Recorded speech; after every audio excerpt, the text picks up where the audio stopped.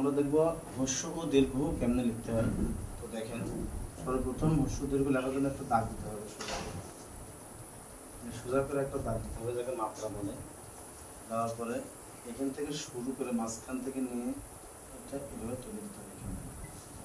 একটু একটু দেখার পরে এটা এখান থেকে ঘুরে এখানে দিয়ে দিলে ট হয়ে যাবে, এবং এই কোণা বরাবর এখান থেকে নিয়ে ওই চৈতন্য বা টিকা এটা দিয়ে দিলে হ্রস্ব উ হয়ে যাবে। এবং এটাকে যদি দীর্ঘ বানাতে হয় তাহলে এটা এখান থেকে নিয়ে ভিতর থেকে নিয়ে টানে দিলেই দীর্ঘ উ হয়ে যাবে। হ্রস্ব ও দীর্ঘ লেখা একটা সহজ উপায়। দর্শক, এখন দেখো আপনাদেরকে রি কেমনে লিখতে হয়, সহজ উপায়ে রি সুন্দর করে কেমনে লিখতে হয়।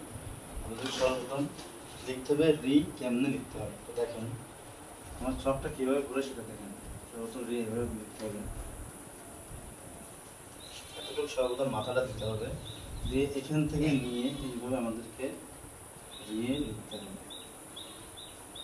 দেখতেছেন দর্শক বন্ধু, রির সহজ উপায় এটা, রি লেখার সহজ উপায়। এখান থেকে নিয়ে এতটুকু নিয়ে এতটুকু তুলে এতটুকু দিতে হবে, দিলে এটা রিয়ে হয়ে যাবে। এটাকে বলা হয় রি। সহজ উপায়ে সুন্দরভাবে রি লেখা এটা। এ কেমনে লিখবেন দেখেন, শত সময় এ সহজ উপায়ে এ কেমনে লিখতে হয়। সহজ উপায়ে এ এভাবে নেবেন, এভাবে সোজা টানবেন, এখান থেকে নিয়ে এখান থেকে চৈতন্য বা টিকাটা এভাবে তুলে দিবেন, এটা এ হয়ে যাবে। এবং এটাকে এখান থেকে নিয়ে যদি এ তুলে দেওয়া হয় এটা ওয়ে হয়ে যাবে, এ ওই। তারপরে আমরা যদি ও লিখতে চাই তাহলে কেমনে লিখবো, সহজ উপায়ে যদি ও লিখতে চাই তাহলে কেমনে লিখবো।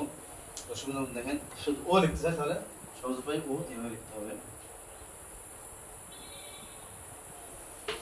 এটা হচ্ছে ও, এবং এটাকে যদি ওই বানাতে হয়, ও যদি বানাতে হয় তাহলে আমরা কি করতে হবে, এখান থেকে এই দাগটা নিয়ে সহজ উপায়ে আমরা ও লিখে বলতে হবে।